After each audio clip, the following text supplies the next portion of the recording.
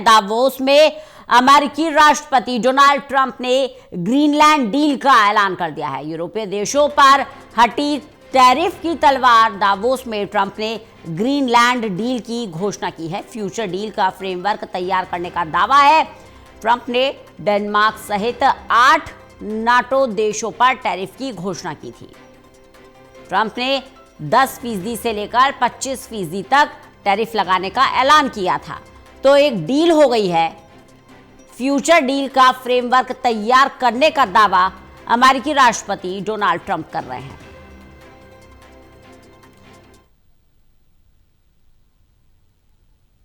Davos में Trump ने Greenland deal की घोषणा कर दी है।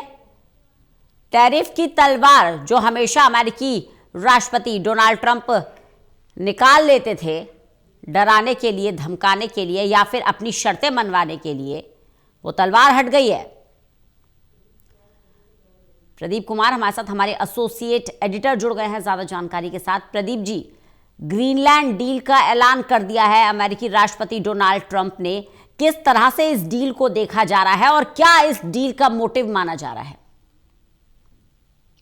देखिए, अमेरिकी राष्ट्रपति डोनाल्ड ट्रंप जो कि दावोस में थे और स्विट्जरलैंड के शहर में, जो कि काफी महत्वपूर्ण जो वर्ल्ड इकोनॉमिक फोरम की बैठक चल रही है, इस दौरान कई बड़े बयान राष्ट्रपति ट्रंप ने दिए हैं। सबसे महत्वपूर्ण है ग्रीनलैंड को लेकर जो कि चर्चाओं में बना हुआ है और यूरोपीय देशों पर लगातार राष्ट्रपति ट्रंप की ओर से दबाव बढ़ाया गया है। इसको लेकर बड़े यहाँ पर ऐलान राष्ट्रपति ट्रंप की ओर से किए गए थे और इसको लेकर उन्होंने साफ कर दिया था कि अगर उनका ये निर्णय नहीं माना जाता है तब वो कोई भी कदम उठाएंगे। और इसके लिए उन्होंने टैरिफ का ऐलान किया था, 10% टैरिफ लगाने का डेनमार्क के साथ ही 8 अन्य देशों पर। कुल मिलाकर अगर देखें तो इसको लेकर ये तस्वीर बनकर उभर रही थी कि ट्रंप का टैरिफ का वार होगा 10% शुरुआत में और फिर उसके बाद इसको बढ़ाया जाएगा, 25% किया जाएगा।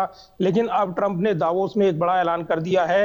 एक तरफा ऐलान करते हुए राष्ट्रपति ट्रंप ने कहा है कि इस पर सहमति बन रही है, फ्यूचर के फ्रेमवर्क पर जो डील हुई है उसके मुताबिक वो आगे बढ़ेंगे और अब टैरिफ नहीं लगेगा इन देशों पर, क्योंकि फ्रेमवर्क के तहत ये काम हो रहा है।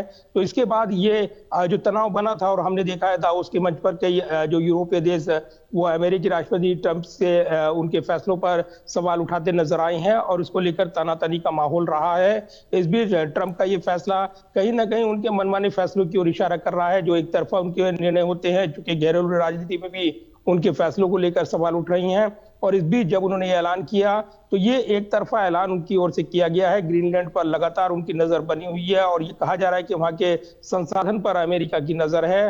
उसका उन्होंने डर दिखाया है चीन और रूस का कि वो वहां पर उनकी परमाणु पनडुब्बियां उस क्षेत्र में वहां पर गश्त कर रही हैं और इसीलिए इस क्षेत्र में अमेरिका को अपने जो आयरन डोम का जिस तरीके से एक सुरक्षा कवच है उसके तहत उनको एक बड़ा यहाँ पर ग्रीनलैंड पर अधिकार चाहिए और इसको लेकर एक तनातनी देखने को मिल रही थी। तो इस बीच राष्ट्रपति ट्रंप ने जो एक तरफा ऐलान किया है उसके कई मायने हैं। कहीं ना कहीं ये दबाव था, ये साफ दिख रहा है और इसीलिए इस दबाव के तहत उन्होंने टैरिफ का दांव चला था।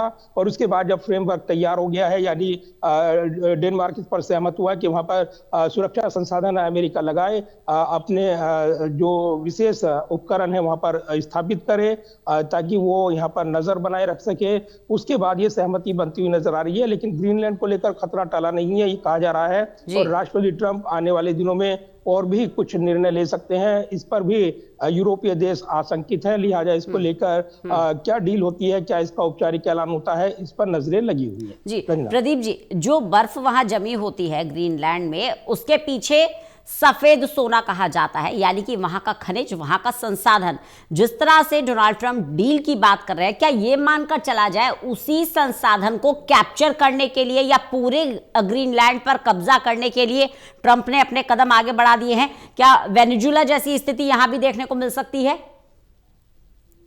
देखिए, बिल्कुल दो महत्वपूर्ण बिंदु हैं जिसमें वेनेजुएला का जिक्र आपने किया है, उसके तेल संसाधनों पर कब्जा और जो रूस का तेल संसाधन उसके सप्लाई चेन को तोड़ना। और इसलिए वेनेजुएला के तेल भंडार पर कब्जा कर यहाँ पर अमेरिकी राष्ट्रपति ट्रंप ने अपने मंसूबे साफ कर दिए थे। जब उन्होंने राष्ट्रपति मादुरो उनको उठाया, उनकी पत्नी को यहाँ पर कब्जे में लिया गया और उसके बाद वो मामला चल रहा है। लेकिन दूसरी तरफ सभी यूरोपीय देश आशंकित हुए इसके बाद कि उन पर भी कार्रवाई हो सकती है, और इसीलिए ये एक बड़ा फ्रेमवर्क जो अमेरिकी राष्ट्रपति एक कारोबारी राष्ट्रपति के तौर पर करते नजर आ रहे हैं, मनमाने फैसले लेते नजर आ रहे हैं, ये कहा जा रहा है। और इसलिए ग्रीनलैंड के जो संसाधन है, जो अर्थ में हैं, जो खनिज हैं, उन पर कब्जे की लड़ाई है कहा जा रहा है। और इसीलिए ये आशंका है कि इसी की वजह से ग्रीनलैंड पर कब्जे का मन बनाया राष्ट्रपति ट्रंप ने। संसाधनों पर अधिकार चाहिए, और इसीलिए वेनेजुएला के तेल भंडार पर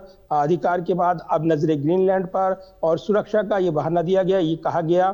तो दूसरी तरफ ये भी आशंकाएं हैं कि जिस तरीके से यूरोपीय देशों में जो आशंका का माहौल बना है, और नाटो को लेकर जो राष्ट्रपति ट्रंप लगातार बयान दे रही हैं, उन पर ज्यादा खर्च उनका हो रहा है, उनको उसके लिए अतिरिक्त कर चुकाना चाहिए, और उन्हें ये भरोसा नहीं है कि अगर अमेरिका पर कभी हमला होता है तो नाटो देश एकजुट होकर उस हमले में उनके बचाव में आएंगे। तो ये तमाम ऐसी चीजें हैं जो कहीं ना कहीं एक बड़ा विवाद छेड़ती हैं। फिलहाल ग्रीनलैंड को लेकर जो राष्ट्रपति ट्रंप का दावा है, ये एक नई राष्ट्रीय कूटनीति का बहस का, अंतर्राष्ट्रीय कूटनीति की बहस का मुद्दा बना हुआ है।